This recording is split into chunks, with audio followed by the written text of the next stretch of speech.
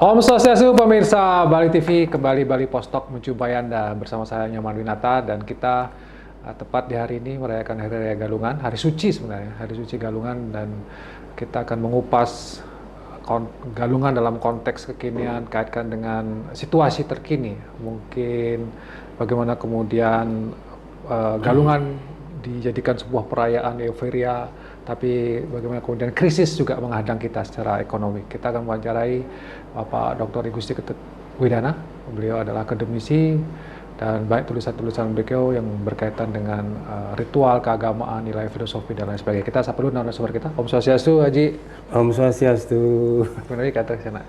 Setungkara becek apik resik. Selamat Raya Galungan dulu ya. Sami-sami. Ya, kalau kita bicara Galungan dalam konteks kekinian ya, rutinitas itu sudah sering kita bahas tapi yang menarik mungkin bagaimana Haji melihat Galungan ini yang tepat di awal tahun 2023 gitu ya.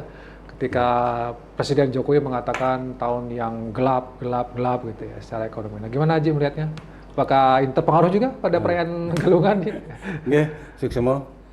Jadi ketika kita bicara tentang Galungan, kapanpun, dimanapun, sejatinya adalah sebuah ritual yang bersifat rutin dia. Jadi kita melaksanakannya dengan rutin, rajin, dan disiplin. Gini. Tapi persoalannya sekarang kan setiap era, zaman, masa itu selalu terjadi perubahan. Karena perubahan itu yang abadi. Katakanlah disebut tadi dalam pengantar, sekarang kan situasinya berubah. Setelah pandemi dihantam lagi dengan krisis global, termasuk krisis energi dan krisis ekonomi. Apakah ada relevansinya dengan praktek-praktek religi dalam bentuk ritual, termasuk Galungan dalamnya?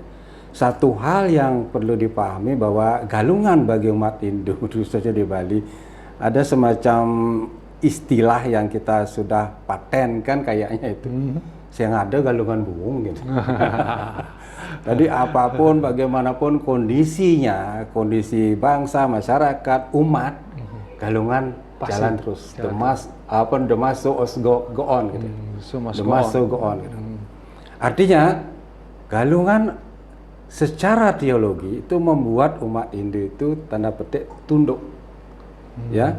Jadi bagaimanapun apapun keadaannya Galungan harus tetap jalan. Apalagi kalau kita kontekkan dengan filosofi. Tadi teologi membuat umat tunduk. Filosofi membuat umat taat. Karena ini kewajiban, swadharma. Ya, belum lagi ada sentuhan mitologi. Semakin takut ya. Kalau kita tidak melaksanakan nyanan keto, dong keto kan. Lebih-lebih lagi kalau kita kaitkan dengan landasan psikologi. Dengan kita berupacara melaksanakan ritual Galungan, seberapapun kondisi kita, maka ada semacam rasa puas, tenang, bahagia. Bukankah itu yang dicari dalam praktek keagamaan? Belum lagi secara sosiologi. Di situ akan tumpah ruah terjadinya interaksi sosial berdasarkan kehubungan kolegial, komunal, berwatak tradisional, semua akan bertemu di sana, bertemu rasa untuk sama-sama angoyu bage. Sehingga apapun keadaan jagat ini, dunia ini, sebutan dengan krisis atau krisis, tapi tetap untuk Galungan selalu ada pipis. Supaya kita bisa tetap kenyang manis. Ya, kalau kita bicara tentang krisis global tentu ya perayaan. Kalau kita mengatakan hari raya suci sebenarnya ya, yang suci dirayakan gitu ya, itu namanya Raya Galungan. Nah, kemudian identik sekali dengan perayaan ya, ada penjor yang luar biasa megah dan segala macam, kemudian daging babi dan nah di tengah situasi krisis memang kalaupun Haji mengatakan tadi kan tidak ada Galungan yang buung gitu. Iya, betul. Tapi adakah ruang misalnya Galungan ini dimaknai sesuai dengan kondisi kekinian gitu ya, misalnya ya ekonomi agak ini ya mungkin agak dikurangi dan segala macam. Gimana ini? Nah itulah makanya ketika kita bicara ritual itu kan semacam jalan, bukan tujuan. Sehingga yang sebenarnya perlu dibangkitkan kesadaran umat itu adalah kepemaknaan. Jadi ritual itu betapapun selalu saya katakan itu adalah simbol yang mengandung makna, yang dituntut adalah laksana. Laksana ini adalah pemaknaan. Ketika kita menyadari dengan situasi berubah mengarah pada ekonomi yang krisis, maka tentu lebih menonjolkan hal yang bersifat maknawi daripada ragawi, duniawi, ya. Apa maksudnya? Katakanlah galungan secara filosofi itu adalah kemenangan dharma atas adharma. Pertanyaan dalam konteks pemaknaan, sudahkah dharma itu benar-benar betul-betul menang setidaknya dalam diri kita? Karena bagaimanapun dalam teks Slokantara misalnya saya sebutkan, jika di siang hari itu matahari adalah sinarnya, jika di malam hari itu bulan adalah cahayanya, maka di ketiga dunia ini burbuaswa, dharma itulah sebagai penerang. Artinya apa? Melalui pemaknaan galungan kita jadikan dharma itu sebagai yang saya sebut, ya, ini istilah saja nih. Marilah kita megalang dharma, megelang dharma, kemudian megelung dharma. Itu pemaknaan. Megalang dharma artinya kita dalam keadaan tidur pun, megalang kan bandal. Dalam keadaan tidur pun tertidur, misalnya kita mendengkur pun, ya, kita tetap bersandarkan pada dharma. Ya. Apalagi dalam kehidupan sehari-hari, tetap kita harus megelang dharma. Gelang itu di tangan, tangan menunjuk arah, ke arah mana kita harus menuju. Sampai akhirnya dharma itu betul-betul menjadi raja, menjadi mahkota bagi diri kita. Kita dimahkotai oleh dharma itu sendiri, merajai, menguasai diri kita. Sehingga implementasi dalam konteks bagaimana kita mentransformasi hakikat makna galungan itu dalam bentuk, nah itu tadi. Selalu berjalan pada rel yang benar, baik, bijak, dan seterusnya. Itu pemaknaannya. Masalahnya, sudahkah umat ke arah sana? Karena galungan betapapun yang 6 bulan sekali itu cenderung tetap dilaksanakan secara euforia.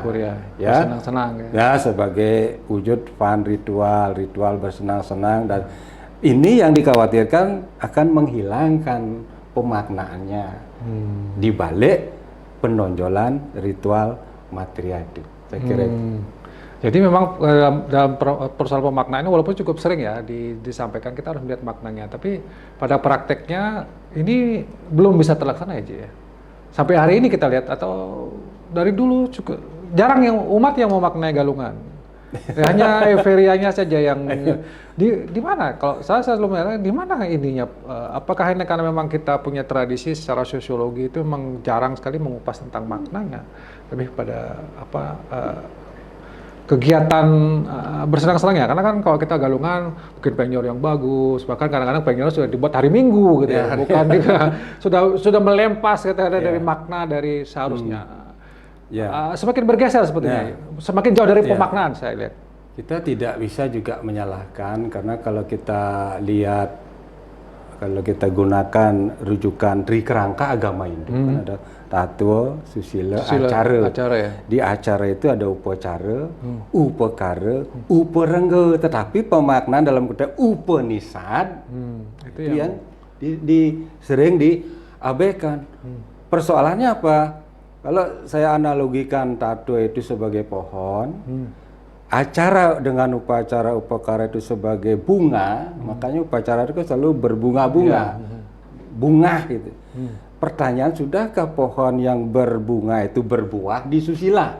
Nah, ini susila itu di buahnya. Susila itu buahnya dalam bentuk perubahan, perbaikan perilaku yang berdasarkan dharma. Jika itu belum terjadi, kita masih bermain di tatanan ritualistik, ekspresik, simbolik, maka behavioristik, perubahan perilaku, jangan harap akan terjadi. Karena tidak ada kesadaran yang menyentuh sebagian, saya tidak menyebut besar atau kecil, umat ke arah sana seperti disebut tadi. Untuk pemaknaan cenderung diabaikan dengan menonjolkan apa-apa tampilan ritual seperti penjor, Benjo. ya, yang kadang berlebihan, kemudian aturan sesaji, kemudian penampilan diri, Ya, beli kaman kebaya yang kamar kebaya, baju baru dan harus baru kan ya. lawar, Lawar. belum lagi ada basar, belum lagi ngebar, suatu bubar dalam konteks pemaknaan. Nah, itu masalahnya. Jadi kalau kita mau konsekuen, konsisten, berkomitmen, komitmen itu yang penting, bukan komat-komet dogen. Berkomet. Jadi mari kita kembali bagaimana Dharma itu seperti disebut tadi, saat tidur pun kita menggalang Dharma, saat kita jalan menggelang Dharma, dan saat kehidupan sehari menggelung Dharma. Jadikan Dharma itu mahkota yang menyinari jalannya kehidupan kita berdasar real Dharma. Ya, Aji juga melihat mungkin ya dengan krisis ekonomi seperti ini susah gitu ya, ekonomi tumbuh belum bagus, tapi ada galungan, tidak ada galungan bung, tetap mungkin kadang-kadang umat juga ada yang terpaksa untuk uangnya dipaksakan gitu ya, ada yang berhutang gitu dan lain sebagainya. Nah, gimana Aji melihat ini? Nah inilah ketika kewajiban ritual itu menjadi semacam media untuk membayar utang, kan reneng itu dasariannya itu kan reneng, ada utang lah gitu. Kita harus bayar. Mampu tidak mampu harus bayar. Nah secara moral ya, tapi ketika secara material, ekonomi kata kita belum atau tidak berkemampuan atau di tengah situasi krisis, maka hal yang bisa kita lakukan adalah penyederhanaan, ya, supaya ritual itu lebih bersahaja tetapi bermakna. Karena sejatinya kalau boleh saya sebutkan dengan satu kalimat, tungtungin banten apapun adalah canang. Semua bentuk banten sebesar apapun, ujungnya, muaranya di atasnya pasti canang. Artinya apa? Bukan berarti kita harus Kang Wang canang, bukan begitu maksudnya. Lebih kita mencari tungtungin, arti keintisari. Intisari. Ya. Ketika dalam keadaan memang kita belum atau tidak berkemampuan secara ekonomi, maka proses penyederhanaan perlu dilakukan dengan mengedepankan pemaknaan. Jangan memaksakan diri. Jangan memaksakan diri sampai itu tuh konsep yang saya sering sebut ngungu itu, ngutang, ngade, ngadap, kemudian ngutil, nguluk-nguluk. Tapi maknanya ditanya ngungu jelas ya. tak mulu gitu misalnya. Nah itu yang perlu umat itu semakin cerdas dalam memaknai setiap ritual. Karena umat Hindu kan seperti slogannya tiada hari tanpa ritual. Dan itu berimplikasi pada kemampuan secara ekonomi materi. Dan itu terus akan menjadi siklus yang tidak bisa pernah terhenti. Hanya kitalah yang kemudian bisa mengevaluasi diri untuk lebih ke pemaknaan daripada penampilan, penonjolan hal yang bersifat material. Ya.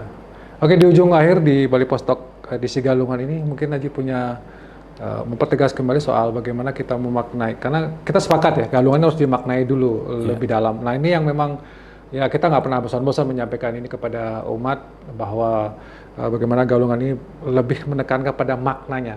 Saya tarik dengan Panisa itu pohonnya, kemudian ada bunganya, tapi yang paling ujung buahnya itu adalah susila gitu ya. Nah ini yang nggak nyambung kayaknya sampai ke situ belum. Nah gimana caranya kita sebagai umat untuk melakukannya? Nah untuk hal itu tentu kita tidak bisa, kalau secara individual tentu kembali pada diri sendiri. Ya. Tapi karena ketika kita bicara umat Hindu, masyarakat Hindu dengan komunitas yang besar, maka diperlukan adanya pendekatan, pembinaan, penyuluhan melalui lembaga, instansi, melalui seke dan sebagainya, pesematonan.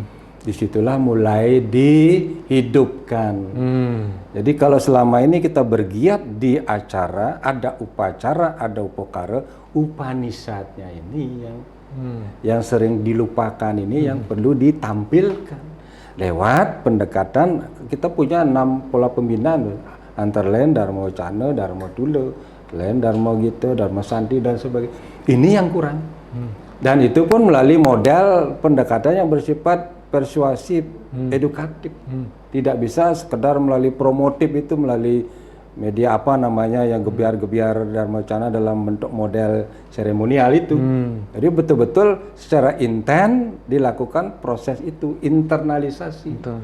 Sehingga Dharma itu menjadi bagian yang masuk ke dalam jiwa, kemudian terpancar dalam bentuk susila.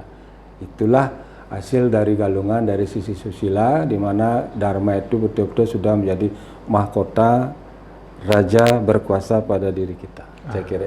Terima kasih Ji Gusti Widana yang sudah memberikan kita pencerahan, mengingatkan kembali kita di Raya Galungan ini. Mudah-mudahan ini menjadi fokus kita bersama untuk bagaimana merayakan atau memaknai hari suci Galungan ini dengan lebih menekan kepada maknanya, kemenangan Dharma melawan Adharma.